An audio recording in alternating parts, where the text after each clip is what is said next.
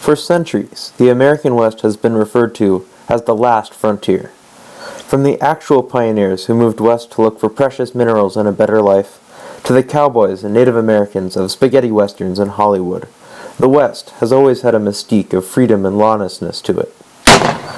All of this and more is why, on my recent cross-country road trip, I was particularly excited to answer the call of the last frontier and live on the edge of nowhere for a couple of days in Utah.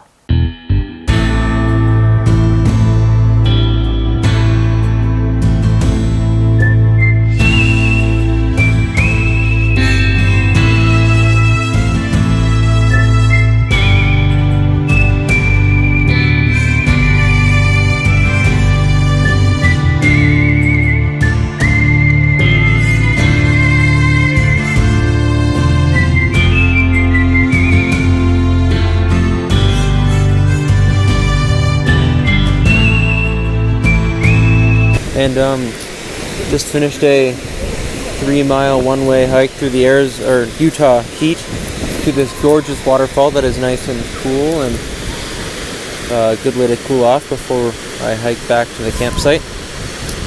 And yeah, I mean, there's a lot of animals here. It's surprisingly fertile for a desert area. I guess that's what happens when there's water. So very nice and a very rewarding hike. This region in Utah, called the StaircaseEscalante National Monument, is among the most remote in the continental United States. It was the last place in the country to be mapped and wasn't explored until 1880, 20 years after the Civil War.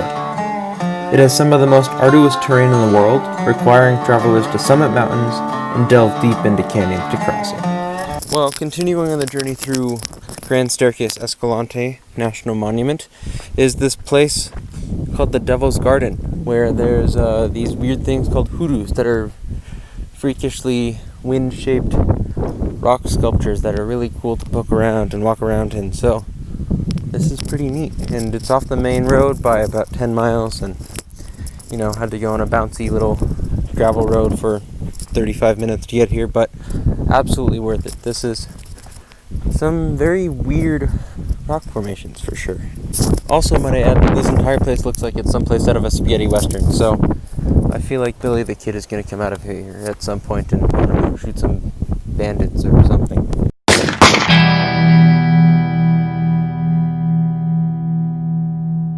So it's another beautiful day here in Grand Staircase Escalante National Monument, and today is another hike to something called the Escalante Natural Bridge, and it's a pretty cool hike because you have to cross the river several times and ford across it, and normally I would not be so happy about that, but it's really refreshing after not showering for 3 days, and especially in this very hot heat. So stay tuned for more.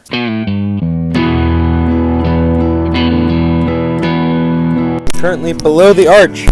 This is really cool.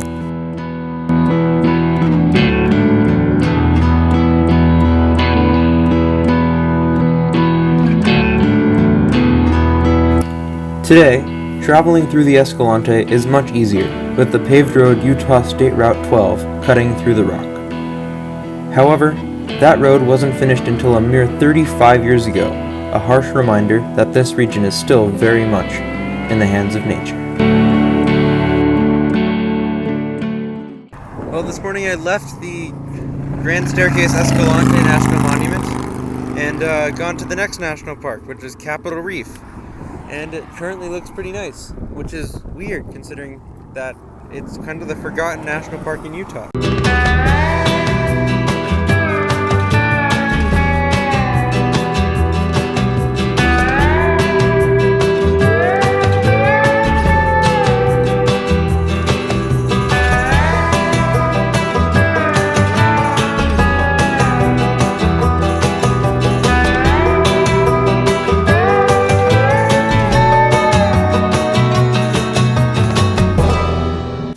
Capitol Reef National Park, along with nearby Lake Powell and Glen Canyon National Recreation Area, are examples of human slow encroachment on nature.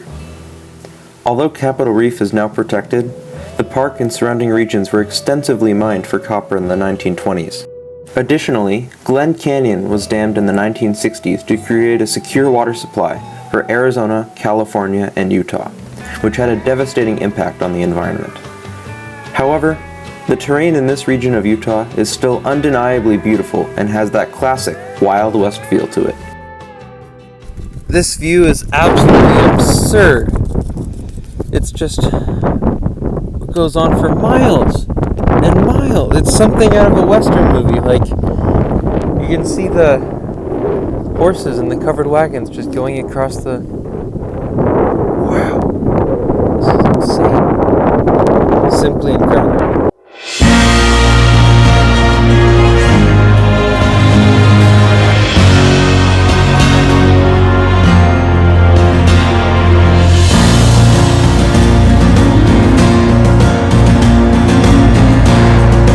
Okay, so wish me luck as I go on this ridiculous dirt road down this sheer canyon wall and descend into this absolutely incredible view. So, this should be fun.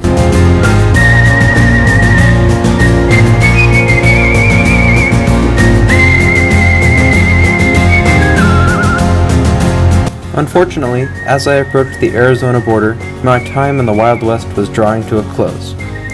But not before I visited one of the most iconic spots in the whole American West, Monument Valley. This small patch of land in Navajo Nation is what many people think of when they picture the West. The stark, red-colored sandstone buttes rising up from wide-open prairie has been the backdrop for many classic movies, including several John Ford films, Sergio Leone's Once Upon a Time in the West, and Forrest Gump, which I honestly couldn't resist impersonating the moment I stepped out of my car. I had an incredible 3 days out in the Wild West, and can't wait to experience America's last frontier again.